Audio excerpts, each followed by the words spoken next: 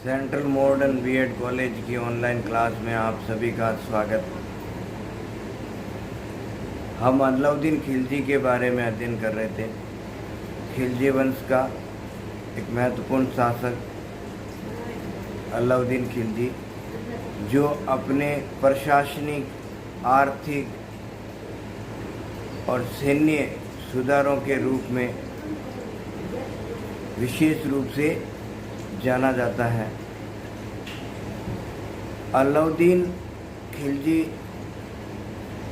एक महत्वपूर्ण शासक था और खिलजी वंश है वह भारतीय इतिहास में खिलजी क्रांति के रूप में जाना जाता है, क्योंकि अलाउद्दीन खिलजी प्रथम मुस्लिम सुल्तान था जिसने स्पष्ट कहा कि राजत्व रक्त संबंध नहीं जानता, यानी उसे किसी श्रेष्ठ वंश राजवंश से होना कोई अनिवार्य नहीं है। इसलिए खिलजी वंश को खिलजी क्रांति के रूप में जाना जाता है। लेकिन अलाउद्दीन खिलजी ने अपना राजत्व का सिद्धांत लागू किया।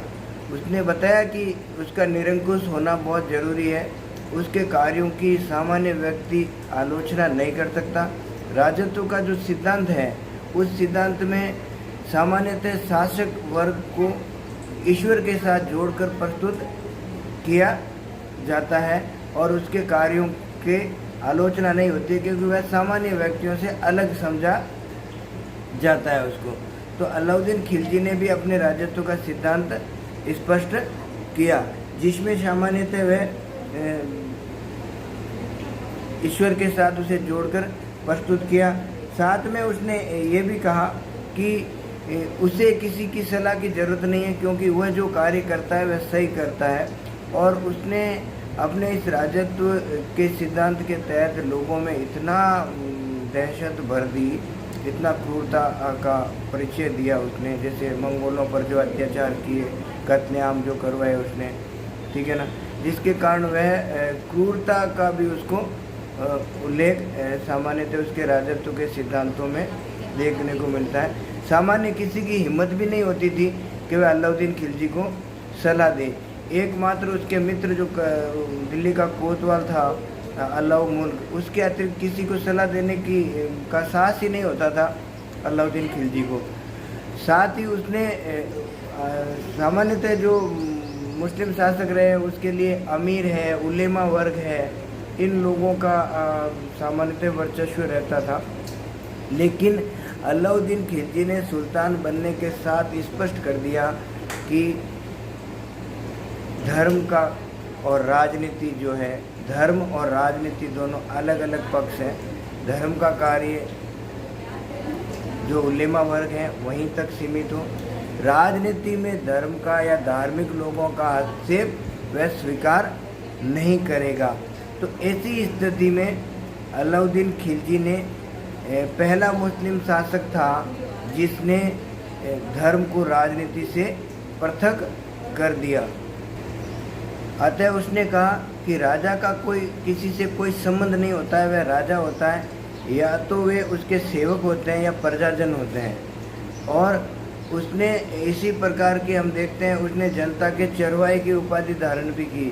तो उसने विजेता की उपाधि भी, सिकंदर सानी की उपाधि भी धारण की। कहने का मतलब है कि राजनीतिक रूप से वह सर्वसर्व था। और उसने दिल्ली के जो काजी था मुगीशुद्दीन, जब उससे बातचीत हुई तो उन्होंने कहा कि मुझे नहीं पता कि मेरा अंतिम दिन क्या होगा, लेकिन धर्म को राजनीति में हाथ से वो कभी भी स्वीकार नहीं करेंगे। अतः उसने सामान्यतः बात कहें तो काजी मुगीशुद्दीन को, यद्यपि मैं सच्चा मुसलमान हूँ, लेकिन राज्य की प्रशासनिक व्यवस्था को बनाए रखने के लिए जो मैं आदेश देता हूँ वह जनता और राज्य की सुविधा के अनुसार दिया जाता है। और उसके लिए हो सकता है किसी निर्दोष लोगों को मारा काटा जाए, कत्लेआम किया जाए। ये इसके लिए मुझे मेरे राज्य को बनाए रखना ज़रूरी है और इसके लिए मुझे इस्लाम या शरीयत इजाज़त देती है या नहीं देती है उससे मुझे कोई लेना देना नहीं है। और मैं ये भी नहीं जानता कि अंतिम समय में मेरे साथ क्या होगा। आज मैं जो कार्य कर रहा हूँ मेरे राज्य और जनता की भलाई के लिए कर रहा हूँ। इसीलिए उसने जनता के साथ यानी नस्लवाद की जो इस्लाम में जो नस्लवाद की तुर्की के जो मुस्लिम हैं वो श्रेष्ठ अपने आप को श्रेष्ठ समझने की जो बातें थी वो भी उन्होंने उसको सीधे सिरे से खारिज कर दी। उसने तुर्की अमीरों के साथ कठोरता का व्यवहार किया। साथ में ही उसने जो कठोर यूँ कहें कि जो क्रूर या तुर्की जो नस्लवादी नीति थी उसको छोड़ दी।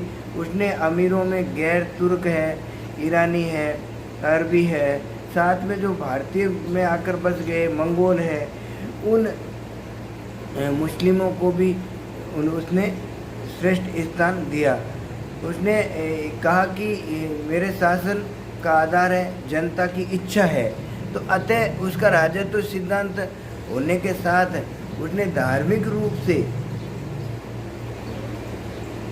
उलेमा वर्ग को धर्म से अलग कर दिया। लेकिन जब भी धर्म की कोई बात होती थी तो वह उलेमा वर्ग से सलाह लेता था। लेकिन राजनीतिक रूप से जब भी उसे कोई सलाह नहीं कोई कार्य करना था तो उसे किसी सलाह की ज़रूरत नहीं थी, बल्कि उसने स्वतंत्र रूप से अपने कार्य किए। अलाउद्दीन खिलजी जब सुल्तान बनता है, अपने चाचा की हत्या करके वह सुल्तान बनता है और उसके लिए उसने प्रारंभिक समय में अमीरों को समझाने बुझाने में उनको धन वगैरह देके कैसे अपनी विभिन्न जो उसकी परिस्थितियाँ थी उन परिस्थितियों से उन्हें छुटकारा पाकर अपने सुल्तान के पद को गरिमा में बनाया बलबन की तरह। उसकी तुलना सामान्यतः फ्रांस के लुई 14वें से और मिस्र के फ़राओ राजाओं के समान की जाती है क्रूरता के रूप में। उसने समय समय पर क्रूरता का परिचय भी दिया है। अलाउद्दीन खिलजी जब सुल्तान बनता है तो सुल्तान बनने के साथ ही उसके समय में बहुत सारे विद्रोह होते हैं। प्रारंभिक समय में उन विद्रोह से वह सीख लेता है, क्योंकि उसके प्रारंभिक समय में बहुत सारे लोगों ने विद्रोह किए हैं। अगर हम उसके विद्रोह की बात करें तो सामान्यतः अमीरों उसमें सबसे पहले उसके भतीजे आकत खान ने विद्रोह किया जब रणथंबोर अभियान के पर था। उसके भांजाओं ने विद्रोह किया, दिल्ली के हाजी मोला ने विद्रोह किया। और यूँ देखें तो जब वह रणथंबोर अभियान पर आया था तो उसके पीछे भी उसके दो सैनिक हैं जो मंगोल सैनिक थे, उन्होंने विद्रोह किए। तो उसके प्रारंभिक शासन काल में तिलपत में भी विद्रोह हुआ। तो इस प्रकार से अगर हम देखें तो अलाउद्दीन खिलजी के प्रारंभिक समय में जो विद्रोह हुए तो उस पर अलाउद्दीन खिलजी ने विचार विमर्श किया और देखा कि यार ये विद्रोह के कारण क्या है, क्यों विद्रोह हो रहे हैं। और अंततः वे एक निश्चित कहें कि उसे कारण नज़र आए कि इन कारणों से मुख्यतः विद्रोह होते हैं। तो पहला विद्रोह का कारण उसने देखा कि उसके पास अच्छी गुप्तचर व्यवस्था नहीं है। अतः उसे ज़रूरत है कि सबसे पहले जो गुप्तचर व्यवस्था है उसको मजबूत किया जाए, क्योंकि जो भी राज्य के अंदर घटनाएं या योजनाएं बन रही है उसकी जानकारी सामान्यतः सुल्तान तक नहीं पहुंचती। पहला कारण तो ये है। दूसरा कारण उसने देखा कि जो अमीर लोग हैं, अमीर का मतलब धार्मिक रूप से भी और धनी लोग भी हैं जिनको बड़े बड़े पद मिल गए हैं और उनके पास खासी अच्छी अद्भुत संपत्ति हो गई है, तो वो लोग क्या करते हैं कि समय समय पर अपनी दावतें सभा समारोह करते हैं और उन समारोह के आयोजन में वो षड्यंत्र और विद्रोह जैसी घटनाओं की योजना बनाते हैं। तो दूसरी बड़ा कारण है कि अगर इन दावतों और समारोह पर प्रतिबंध लगाया जाए तो उसके षड्यंत्रों को काफ़ी कुछ या विद्रोह को काफ़ी कुछ कम किया जा सकता है।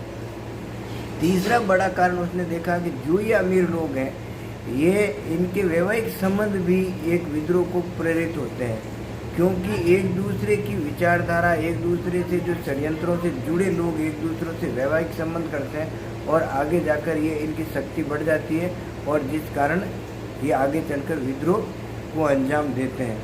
और चौथा कारण उसने देखा कि इस विद्रोह की सबसे बड़ा कारण जो है वो है अपार धन संपत्ति, क्योंकि बहुत सारे लोगों ने समय के साथ अपने पास इतना धन इकट्ठा कर लिया है कि अब वो कुछ भी कार्य करने के लिए उनके पास वो धन पर्याप्त मात्रा में उनके पास उपलब्ध है। अतः अलाउद्दीन खिलजी ने विद्रोह का दमन करने के लिए इन अमीरों पर नियंत्रण करने के लिए 4 आदेश जारी किए। उन 4 आदेशों में सबसे पहला आदेश था वह था कि समय समय पर बहुत सारे शासकों ने भूमि अनुदान दिए हैं उलेमा वर्ग को, अमीर वर्ग को, और एक बड़ी लिस्ट है जिसके तहत सुल्तानों ने विभिन्न लोगों को भूमि का अनुदान दिया। उससे जो आय प्राप्त हो रही है उससे राज्य को कोई फायदा नहीं होता, क्योंकि वह उस व्यक्ति के पास आय आ रही है। ऐसी स्थिति में वो लोग धनी होते जा रहे हैं और उनका राज्य की सेवा में उनका कोई योगदान नहीं है, क्योंकि पहले के सुल्तानों ने किसी अच्छे कार्य के लिए किसी व्यक्ति विशेष को कोई जमीन का या क्षेत्र दे दिया। अब वो लोग क्या हो गए, समय के साथ इतने आय प्राप्त हो गई, वो वहाँ के मालिक बन बैठे हैं। तो अतः उसने वो भूमि अनुदान थी उनको माफ जो दिया हुआ था उनको कैंसिल कर दिया और उसने सारी भूमि अनुदानों को राज्य की या खालसा भूमि घोषित कर दी। इससे जो अमीरों के पास अपार जो आय का एक स्रोत था वह उनके पास समाप्त हो गया।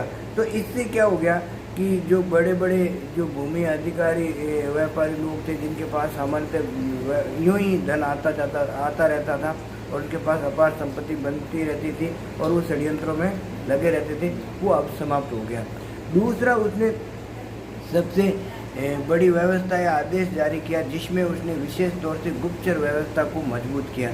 और गुप्तचर व्यवस्था के लिए उसने प्रत्येक क्षेत्र में राजकीय गुप्तचर भी और व्यक्तिगत गुप्तचर भी सरकार ने नियुक्त किए। इससे क्या हुआ कि विभिन्न क्षेत्रों में, बड़े बड़े नगरों में देखें, नागरिकों के देखें, कस्बों में देखें, बाज़ारों में देखें, और उसने गुप्तचर व्यवस्था की जानकारी सीधे अलाउद्दीन खिलजी तक पहुंचने लगी। इसलिए उसने जो राजकीय कर्मचारी होते थे, सरकारी गुप्तचर होते थे, उन्हें बरीद, और व्यक्तिगत जो गुप्तचर होते थे वो सामान्यतः मुनियन के नाम से जाने जाते थे। उसने बहुत सारे अमीरों के घरों में गुप्तचर छोड़ रखे थे जिन्हें लगता था कि ये षड्यंत्र कर सकते हैं या विद्रोह कर सकते हैं। उनके घर में सामान्यतः साफ सफाई करने वाला भी गुप्तचर अधिकारी हो सकता था और उसकी सारी घटनाओं की जानकारी अलाउद्दीन तक पहुंचती थी। इसलिए कहा जाता है कि अलाउद्दीन खिलजी की प्रशासन का एक बहुत बड़ा जो सफलता का बहुत बड़ा कारण जो था वह था अलाउद्दीन खिलजी की गुप्तचर व्यवस्था। अलाउद्दीन खिलजी ने जो तीसरा आदेश जो जारी किया वह था उसने अपने राज्य में शराबबंदी, उसने मदिरापान और हंसी मजाक पर प्रतिबंध लगा दिया। उसने राज्य के अंदर किसी भी व्यक्ति के लिए या परिवार के लिए या शादी समारोह में या किसी भी दावत में शराब पर प्रतिबंध लगा दिया। उसने स्वयं भी शराब छोड़ दी और उसने शराब के बर्तन तुड़वा दिए और स्पष्ट मना कर दिया, चौकियाँ स्थापित कर दी, और जिन लोगों ने शराब का प्रयोग किया उन पर कठोर कार्रवाई की। साथ में भी सरकारी जो शराब की दुकानें वगैरह थी उसको भी उसने बंद करवा दिया। यानी उसने एक पहले इसमें थोड़ी नरमी रखी गई लेकिन बाद में उसने इस पर कठोरता से रुख जारी किया, जिससे क्या हुआ कि जो शराब के कारण जो अव्यवस्था फैली हुई थी, हंसी मजाक या सुल्तान के लिए, यानी कहा भी जाता शराब पीने के बाद में तो व्यक्ति खुद सुल्तान बन जाता है, तो वो स्थिति समाप्त हो गई। उसकी आय में उससे थोड़ी जरूर कमी हुई लेकिन साथ ही देखें तो उससे उसका जो राज्य पर जो नियंत्रण है उसमें वह उसकी आसानी हो गई। और इसलिए उसकी दिल्ली वाले क्षेत्र में उसने जब शराब पर प्रतिबंध लगा दिया तो काफ़ी लोग उससे सहमत हो गए। चौथा जो उसने आदेश जारी किया उसके अंतर्गत था कि जो अमीरों में आपसी जो विवाह संबंध थे उन संबंधों पर उसने प्रतिबंध लगा दिया, क्योंकि एक अमीर दूसरे अमीर के साथ पुत्र पुत्री का जब विवाह किया जाएगा तो उन विवाह की अनुमति उसे सुल्तान से लेना अनिवार्य कर दी गई, क्योंकि इन वैवाहिक संबंधों से विद्रोह की एक पृष्ठभूमि तैयार होती है। क्योंकि इसमें सुल्तान ने कहा कि ये अक्सर जो विवाह से पूर्व एक दूसरे की आइडियोलॉजी होती है, जो सुल्तान के समर्थक होते हैं एक विरोधी होते हैं, विरोधी विरोधियों के साथ विवाह संपन्न होते हैं, तो विरोधी विरोधी जब मिल जाते हैं तो उनकी शक्ति बढ़ जाती है और वह अक्सर परिस्थितियों को देखकर विद्रोह कर देते हैं। तो अतः कोई भी अमीर अपने पुत्र या पुत्री का विवाह करेगा उससे पहले उसे सुल्तान से अनुमति लेनी पड़ेगी। तो इस प्रकार अलाउद्दीन खिलजी ने इन आदेशों से अपनी प्रशासनिक व्यवस्था में जो कमी थी, सबसे पहले जो पहले से ही प्रशासन का ढांचा चल रहा था उस प्रशासन के ढांचे में ये जो कमी थी उसको उसने दुरुस्त कर दिया और फिर अपने प्रशासन को अपने ढंग से उसने लागू किया और अपने पद को गरिमा में बना दिया। राजत्व के सिद्धांत को उसने नए सिरे से लागू किया। उसने खलीफा के नायब की उपाधि धारण की, लेकिन उसने खलीफा से सुल्तान की उपाधि लेना भी उचित नहीं समझा, क्योंकि उसका मानना था कि जनता की इच्छा ही सुल्तान बने रहने के लिए महत्वपूर्ण है। उससे सुल्तान की खलीफा से पदवी लेने की कोई ज़रूरत नहीं थी। इतना सब कुछ बहुत सारे लोग ये मानते हैं कि अलाउद्दीन खिलजी मुस्लिम विरोधी था, नहीं, लेकिन अलाउद्दीन खिलजी राजनीतिक मामलों में उलेमाओं का हस्तक्षेप का विरोध करता था, बाकी वह कट्टर मुस्लिम शासक था। और इस राजत्व के सिद्धांत से इन आदेशों से उसके प्रशासनिक व्यवस्था को और अधिक बल मिला। अलाउद्दीन खिलजी ने धन के संकेंद्रण को रोकने के साथ 8 आदेश जारी किए। साथ ही उसने भू राजस्व की भी नवीन पद्धतियां लागू की। उसने सेना का भी पुनर्गठन किया, सेना को भी उसने मजबूत बनाया, सैनिकों को नकद वेतन दिया। भू राजस्व के रूप में भी उसने बाजार नियंत्रण भी व्यवस्था उसकी महत्वपूर्ण थी, जिसमें उसने मध्यस्थों का अंत करके भू राजस्व व्यवस्था को बहुत कुशल बना दिया। बाजार नियंत्रण को नियंत्रण करके व्यवस्था को कुशल बना दिया। साथ ही उसने भू राजस्व की में भी उसने भूमि की पैमाइश कराई, वफा विश्वा के नाम से। फिर उसे बरनी ने तो मशात नाम दिया। तो इस प्रकार से हम अगले वीडियो में अलाउद्दीन खिलजी के सैनिक सुधार, भू राजस्व व्यवस्था और उसकी बाजार नियंत्रण स्थिति का अध्ययन करेंगे।